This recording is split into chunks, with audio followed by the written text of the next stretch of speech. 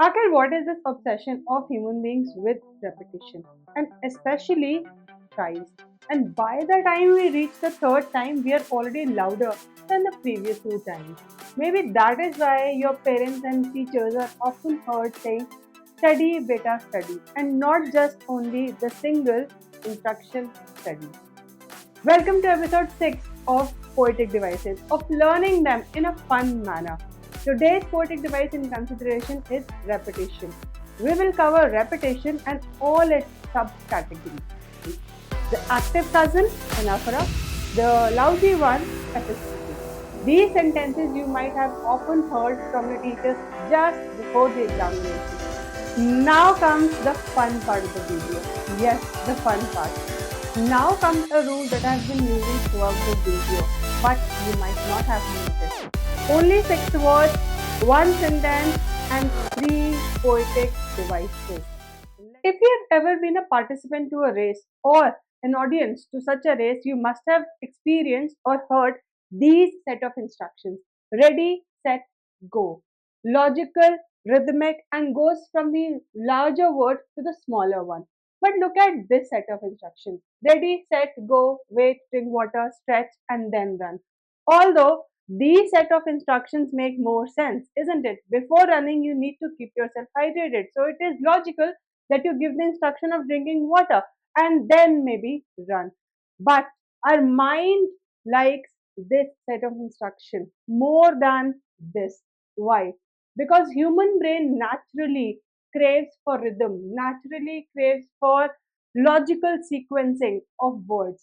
And therefore, this set of instructions is something that our mind likes more. वो ज़्यादा पसंद करता है rather than this set of instructions, which actually is similar to a WhatsApp group, to a family WhatsApp group. A lot of clutter, a lot of instructions, unnecessary instructions coming from everyone. Let us begin with the very first subcategory of repetition. Look at the sentences on your screen. We will study, we will practice, and we will succeed. These sentences you might have often heard from your teachers just before the examination or a motivational speaker who is trying to sell a course. But look at the highlighted portion. We will, we will, we will. Repetition, definitely. But it is a different kind of repetition because it is placed in the beginning of the sentences. Consecutive sentences. Mark my two words. Consecutive sentences and at the beginning. This we call as or we label as the poetic device of anaphora. So, what is anaphora? Look at the definition. When the beginning of a statement or phrase repeats, right? So, here we will, we will, we will is the phrase that is repeated consecutively, right? And we call it as anaphora. Now, for an active cousin, we always have the lousy one. Just like we had the active cousin hyperbole and the lousy cousin litotes, isn't it? Look at this one. If you are a political science student or if you have studied political science till class 10, civics till class 10, you might have come across this statement about democratic government. So, democratic government, in the words of Abraham Lincoln, is defined as the government of the people, by the people, and for the people, isn't it? But look at the beauty of this statement. The people, and the people is repeated in every part of the sentence. In every part of the sentence towards the end, isn't it? What kind of a poetic device is this? This we call as epistrophe. Why did I say that it is the lousy cousin of anaphora? Because anaphora, we had the repetition in the beginning of the sentence, whereas epistrophe has the repetition towards the end of the sentence. So the people comes really late. The cousin who arrives at the end. The active cousin, anaphora. The lousy one, epistrophe. So look at the definition. Epistrophe, when the ending of a sentence or a phrase repeats.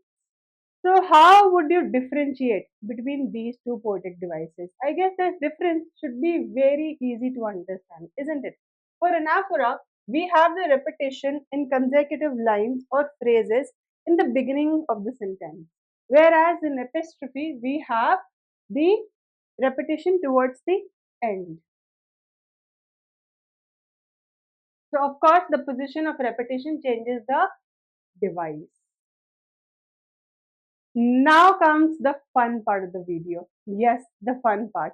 Look at the instructions and imagine these are the instructions that you receive from your mathematics teacher just before the examination. Eat vegetables, sleep well, and mathematics. Well, after reading these instructions, you must be feeling dizzy just like this character, isn't it? Because you have no idea whether to eat mathematics, sleep on it, or ultimately fail in it, isn't it?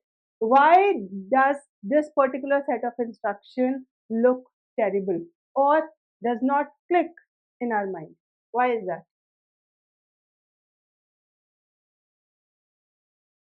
Again, coming back to the same point, because human mind generally craves for harmony, generally craves for organization, structure. So look at these three instructions: eat well, sleep well, study well. Why do these three instructions sound really good to us, sound really good to our brain? Because internally these sentences are made of verb and adverb, verb and adverb, verb and adverb. So one verb followed by one adverb and three instructions. But the harmony, but the structure remains the same and therefore structural harmony. So the pattern is the same and it feels smooth. This particular poetic device wherein the structure of the sentences is the same, grammatically speaking, that we call as parallelism. So, what is parallelism? Look at the definition: a pattern that makes writing sound balanced, rhythmic, and satisfying. So, it is generally imparted by using the same structure, using the same grammar categories. As I told you in these set of instructions, eat well, sleep well, and study well.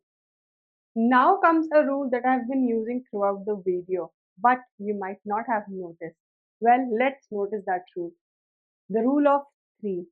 Human brain generally crave for the number 3. Why? Because it feels complete. Neither it is less nor it is more. Just the perfect amount that human mind can digest in a given span of time. So, what does the rule of 3 state? We always have a liking or inclination towards 3. So, look at all the stories that you might have heard. 3 wishes that the genie might have granted you, 3 little pigs that were living in the forest and had this particular story. The 3 division of an article, an essay, or any writing: the introduction, the middle, and the end. Isn't it? So everything the human mind likes in 3. The 3 stages of parenting, we have all seen that, isn't it? पहले आता है study, then आता है study beta, and then finally the third stage. What is that? Fine, give me your phone, then finally you will study. You'll have to study if you don't have phone, isn't it? So the 3 stages of parenting, we all have experienced it. So what does the rule of 3 state? It states that things grouped in threes feel more complete and effective. Finally, we come to the ultimate part of this video, wherein I am going to show you one example which uses 3 of the poetic devices that we have discussed in this session. Yes, only 6 words, 1 sentence, and 3 poetic devices. Let us look at the sentence. Of course, the statement comes from Julius Caesar as he conquers yet another territory. What is the statement? I came, I saw, I conquered. So, who would have thought, who would have ever imagined that Julius Caesar's statement would be used to teach English after 2000 years approximately? Why this sentence is a masterpiece. I came, I saw, I conquered. The very first poetic device is definitely anaphora. Anaphora, the repetition of I. Can you see the eyes highlighted with pink? Anaphora. Then look at the structural harmony. Parallelism. Remember, I came, that is noun, verb. Noun, verb. Noun, verb. I came, I saw, I conquered. And of course, the rule of three. Three perfect small sentences in order to convey one idea. Why was Julius Caesar being dramatic in this? He could have just said, I conquered. But no. To emphasize, to lay emphasis and to enhance the effect, he used all these devices. I came, I saw, I conquered. The sentences that teach you three poetic devices at one go. And if you have come to the teaching of poetic devices, so whenever your parents now nag you with the instruction, study beta, study, just remember they're trying to teach you repetition. They're trying to make you revise repetition. So don't go mad at them. Just smile and study.